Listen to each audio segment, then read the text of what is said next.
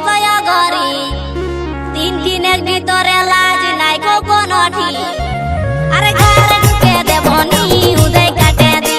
আরে কালে আলে সিগারেটি মস্তয়া গরি তিন দিনের ভিতরে লাজ নাই কোনো ঠিক ঘরে ঢুকে দেবনি উদয় কাটে দি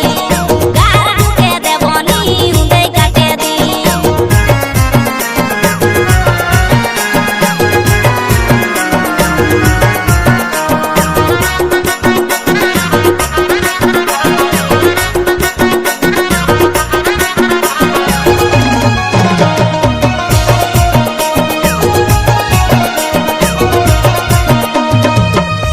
काम करे के बेंगालोरे